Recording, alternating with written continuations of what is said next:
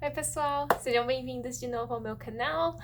E nesse vídeo de hoje, na verdade, eu quero fazer meio que uma continuação de um vídeo que eu fiz há um tempo atrás sobre a minha experiência de au pair, sobre 5 coisas que eu não esperava do programa de au pair. E aquele vídeo me deu um pouquinho de nostalgia do meu tempo de au pair, então eu decidi fazer um outro vídeo sobre a experiência, o programa de au pair. E nesse vídeo eu vou falar sobre algumas dificuldades, alguns perrengues que eu tive que passar como au pair com relação à host family, a família que eu morava, né? Que é a família que me hospeda e ao mesmo tempo são os meus patrões. Então é uma situação interessante morar na casa dos seus patrões, cuidar das crianças dos seus patrões, dirigir o carro do seu patrão. Foi com certeza uma experiência assim de grande crescimento para mim. Então eu vou contar, acho que tem mais ou menos 5 coisas que eu listei por aí, 5, 6 coisas, eu acho, de dificuldades que eu passei, que eu tive que lidar como au pair. A primeira delas foi com relação ao transporte. Antes de vir como au pair, né, quando eu tava assistindo aqueles vídeos de au pair e tudo mais, eu via muito au pair falando que na entrevista com a família, né, quando a gente faz a entrevista por Skype com a família, que a gente sempre devia perguntar sobre o carro, sobre se eu vou poder dirigir o carro, né, qual que são os meios de transporte disponíveis e tudo mais. E eu meio que perguntei na entrevista por Skype, mas a resposta foi meio vaga e a minha patroa, né, o que ela disse foi: ah, não, você vai dirigir até as crianças pra escola e tal. No caso, era só a Scarlett, só a menina mais velha que tava indo pra escola. E eu não pressionei muito mais pra saber muito mais, porque eu achava que já era demais, assim, de eu estar morando na casa deles, comendo a comida deles. Eu pensava assim, se eu não tiver o carro, eu vou me virar, né? Tem transporte público, tem busão. Eu não preciso dirigir o carro deles. E depois eu me arrependi de não ter dado ouvidos às au pairs que eu tava assistindo no YouTube, porque eu vim pra Portland e essa família que eu morei, né, os meus hospedeiros, eles moravam numa vizinhança muito chique, muito maravilhosa, mas uma vizinhança de pessoas que não precisam pegar ônibus para ir para lugar nenhum. Pessoas que têm muitos carros, né? É uma vizinhança top, mas era no meio do nada, no meio das montanhas mesmo. E quando eu cheguei lá, né, eu passei as primeiras semanas com a família e eu perguntei, então, vocês vão precisar que eu dirija? Quando que eu vou começar a dirigir? Como é que vai ser? Porque a gente já vem como au pair com uma carteira, como é que fala? Licença internacional para dirigir, uma coisa assim, né? Que é válida por alguns meses. E tem au pair que fica os 2 anos dirigindo só com a licença, que eles nem tiram a carteira aqui, né? E aí eu perguntei pra ela sobre o carro, e aí ela falou, não, na verdade eu tô conseguindo dirigir a Scarlett pra escola, você tá ficando com os meninos, então a gente não vai precisar que você dirija as crianças pra escola, a gente prefere que você não dirija. E aí eu falei, tá, e como que funciona, né, o transporte público e tal, tal, tal.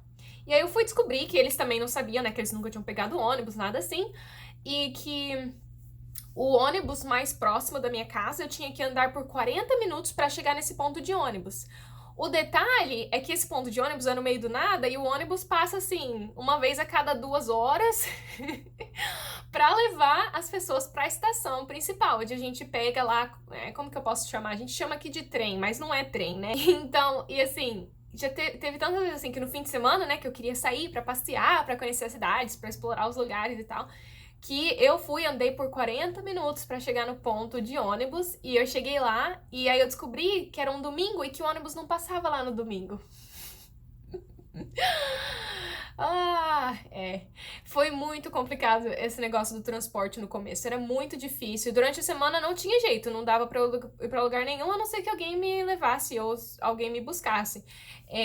E no fim de semana, muitas vezes, nossa, eu já tive que. Uma vez eu cheguei a andar até a estação de trem, demorou acho que quase 2 horas andando pra chegar na estação de trem. Isso que era o desejo de ir explorar a cidade. Até que chegou num ponto, depois de alguns meses, que eu saí com uma amiga minha, uma au pair, que morava, ela era au pair perto da casa que eu morava, e ela dirigia o carro dos patrões dela pra todo lugar.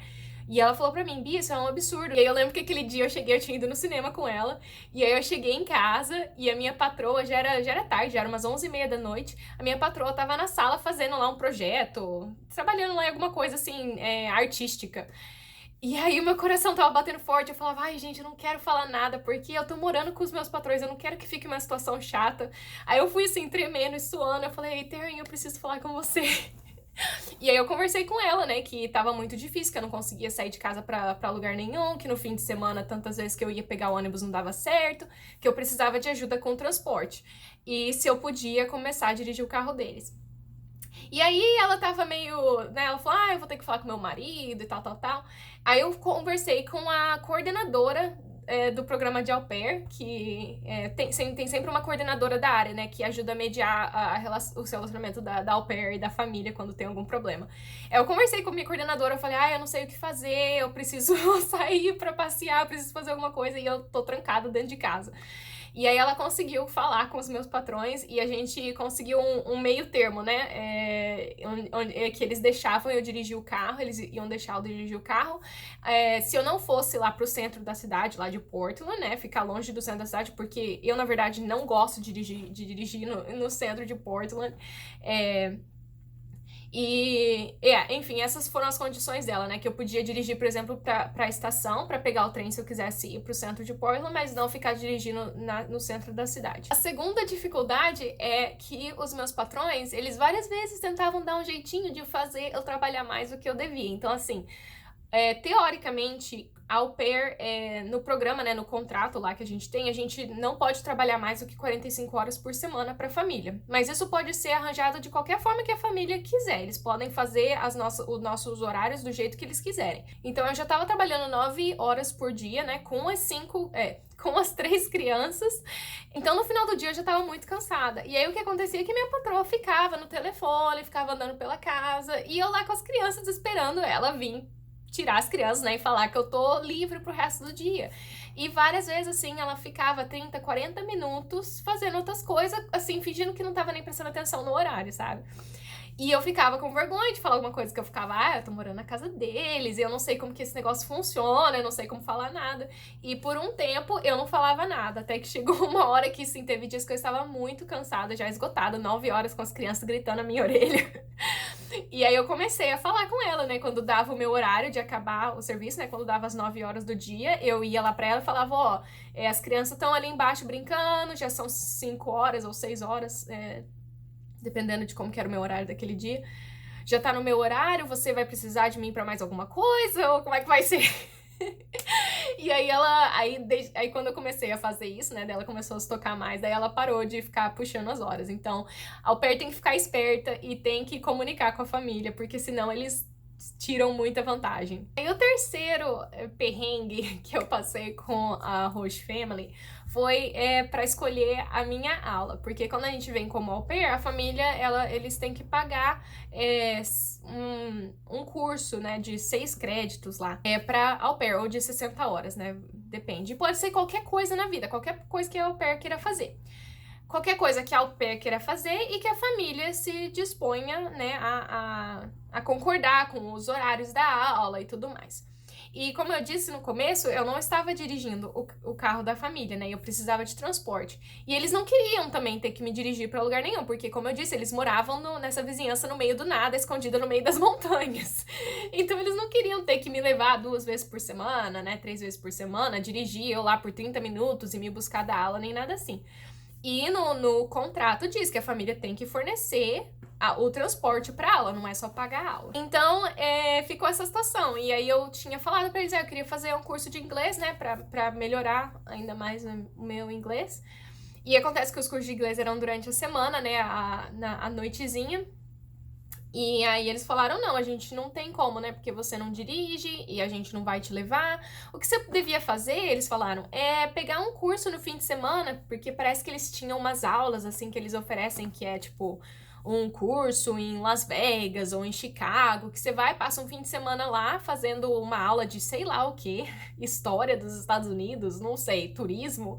Passa um fim de semana lá e você já ganha lá 4, 5 créditos, então você já consegue a maior parte do requerimento lá de aula, né?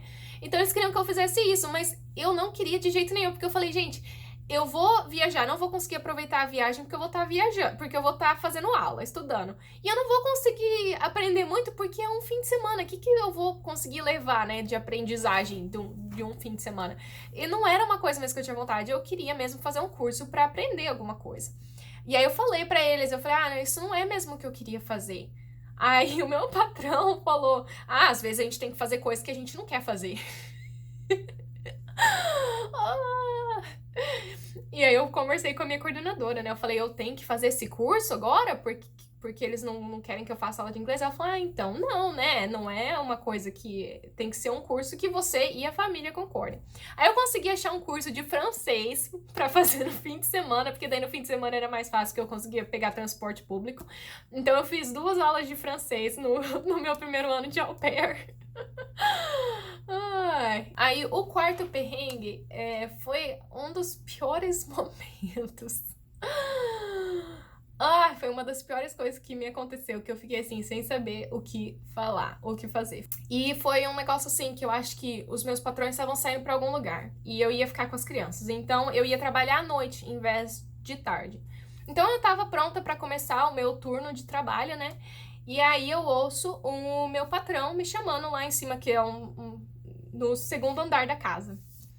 Aí eu ouvi, né, a voz das crianças e tal, ele falou, ele tá me chamando pra eu pegar as crianças. Aí eu fui subir lá, né, e ele saiu do quarto dele com as crianças de cueca na minha frente, falou, o Preston acabou de tomar o leite dele, tal, eu já separei a pizza pras crianças, assim, falando comigo de cueca. Eu, na hora que eu vi que ele tava de cueca, eu fiquei tão em choque, eu olhei assim pra baixo e eu não sabia o que dizer, eu não sabia o que eu responder.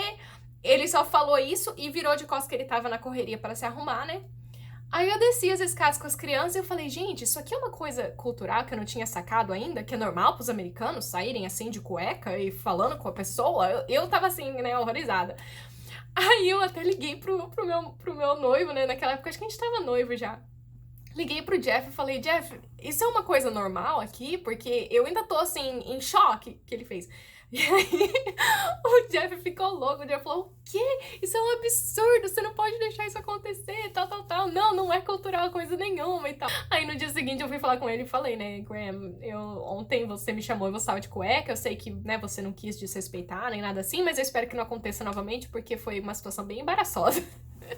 Ele falou, não, eu nem tinha percebido que eu estava de cueca. Não vai acontecer mais não se preocupa.